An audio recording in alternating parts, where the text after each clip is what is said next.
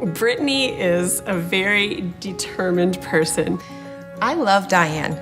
You know, she has quickly become one of my best friends, honestly, I can tell you that.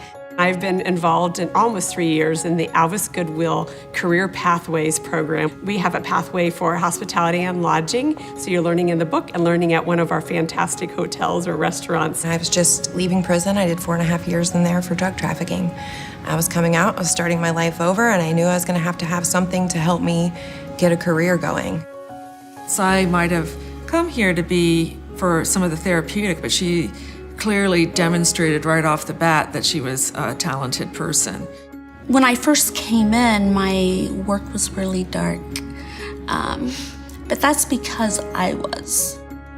Stephen's amazing. Big heart, loving guy. Anyone that passes by him immediately falls in love with him, and mostly because of that smile. He's really special, and he's just a lot of fun, and me and him get up early in the morning, laugh and talk early in the morning. I know people think we're crazy, but we laugh and crack it up early in the morning. Stephen's into everything, so there is no activity that Stephen does not participate in. He's a happy guy, he's smiley, you know what I'm saying? And he's just so happy, and he go lucky, he go with the flow where other people have difficulties and stuff. He said, well, come on, Mom, we're gonna beat this thing, and we just keep it moving. There's a lot of people who are coming in who are just out of prison and are fearful or filled with shame and not sure what to do. Had I not got into the hospitality and figured out, like, I like it, I wouldn't be thriving in that career now.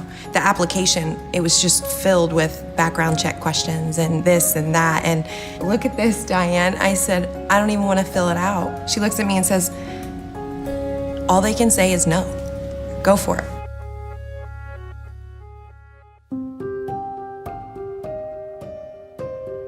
I remember my first experience of sexual abuse. I was 5. My mom and dad both came from very difficult backgrounds. They were both abused, and so in return, they abused us, and then we abused one another. We didn't understand it because we were all really young when we first started experiencing it. My dad was physically, mentally, and sexually abusive to my sisters.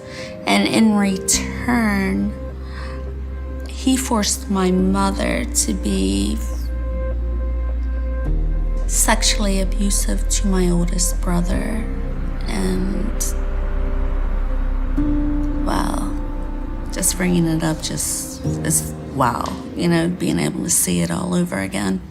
Anywhere that his chair can take him, we take him. We've done the parks, Fort Rapids in the water, snow tubing. We do lots of trails, walking out on trails. This man went up in a 50-foot high tower at Recreation Unlimited.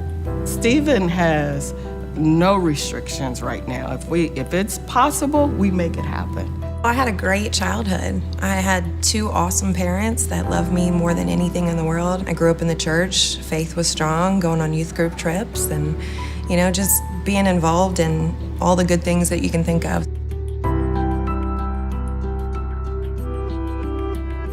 My problems began when I got a divorce.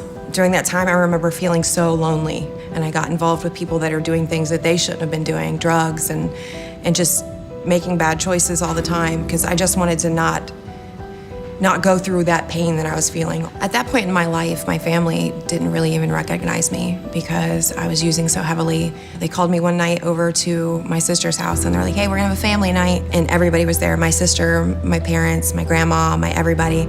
And they said, you're sick, and we're not just gonna sit by and watch you, you know, kill yourself. We love you too much.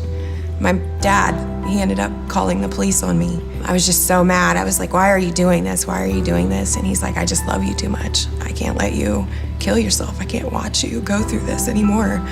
And they arrested me, and I went to jail, and I did that 9 months. Looking back now, it's the best thing that could have happened to me.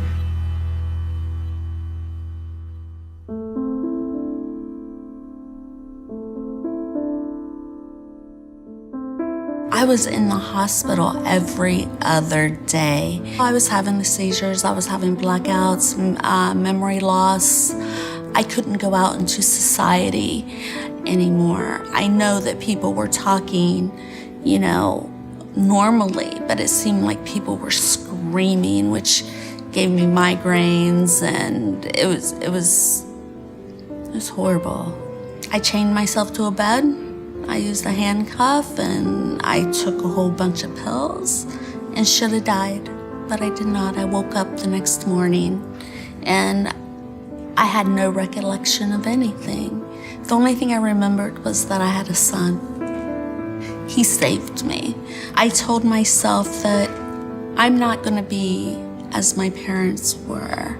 I'm going to tell him I love him every single day.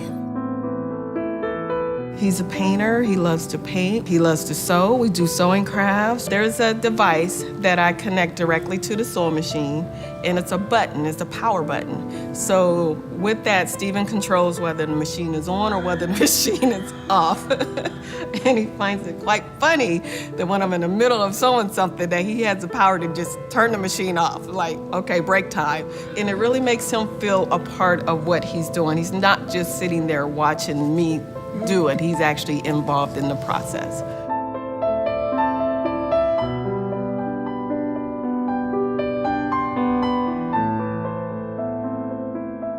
It was just me and my sister growing up. We were the closest. It was only me and her. So that was something that eventually ended up fueling even more addiction. I didn't know how to cope with anything. No emotions, no anything. I was dealing methamphetamine, and I was dealing a lot of it. The cops ended up kicking my door in, and I got caught with a little over 3 ounces of methamphetamine. I remember jumping up on the counter and putting my hands up and saying, I'm going to jail forever. And the cop turned and looked at me and said, we're going to try to make sure. I eventually was sentenced to 4.5 years in prison for that.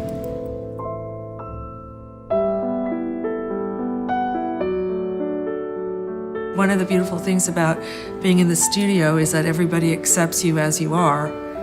And that's a great place to develop who you are, or to be comfortable with who you are. It's like you found yourself, I guess. I mean, you became strong within yourself. You found this strength that wasn't there.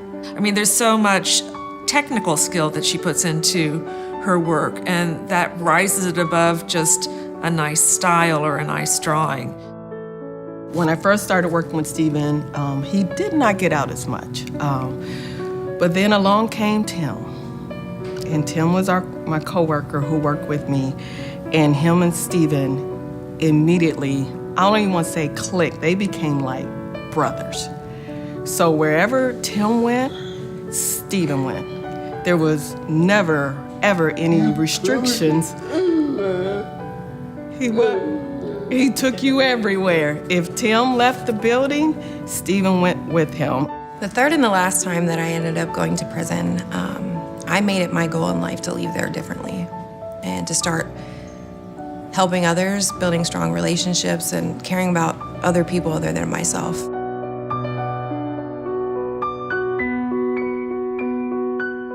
All the programs that they offered there that I had benefited so much from, like I encouraged the women to get into those things. I get these people that are always reaching out to me still, like that program helped me through the hardest time in my life. That's super rewarding. When I hear from others that they have family members that are in active addiction, my advice to them most of the time would be love them through it. Without the unconditional love that my family have shown me, I probably wouldn't have been able to make it out. Nobody wants to be addicted and alone. So I would just probably say, be there for them, love them, support them, and pray.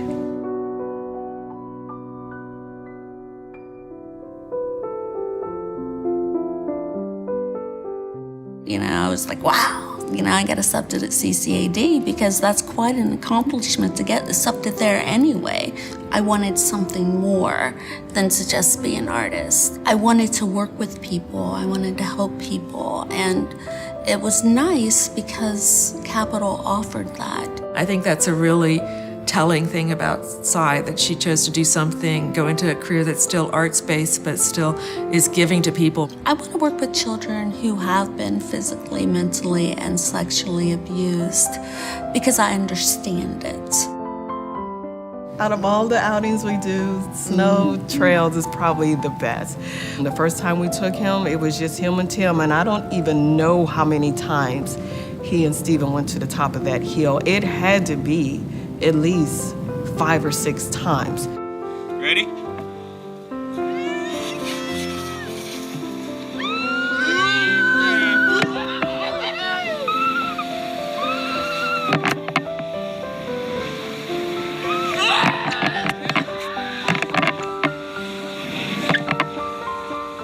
Tim was the one that told Stephen, whatever you want to do, tell them.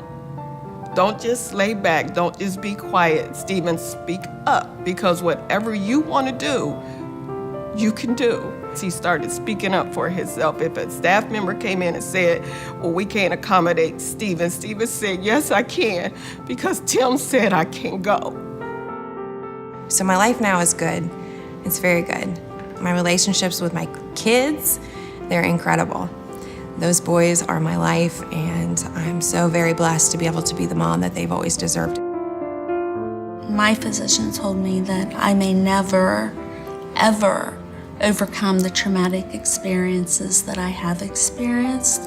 He goes, that's why you're still in that childlike mode. That's okay with me. I have come to completely accept that about myself, because I can relate to children and they can relate to me.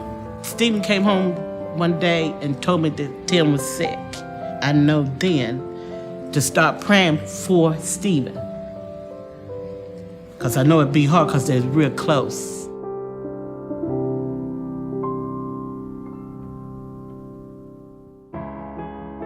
So Stephen, when he died, he accepted. It was hard. You know, we sat there and cried about it or whatever.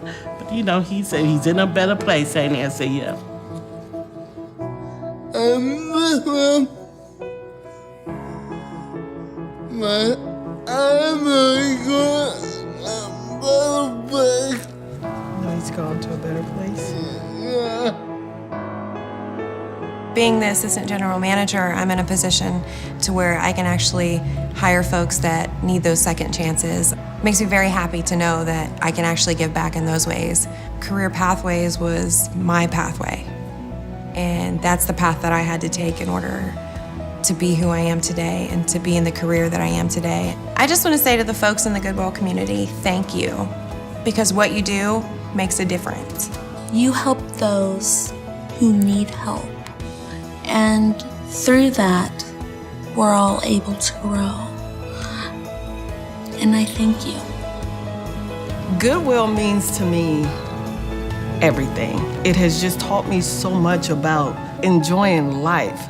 Like things that we take for granted, when you see what you have to do to give Stephen a life and get him out in the community, it changes your whole perspective on life. It's amazing. So there's no disabilities. It's just life-altering possibilities.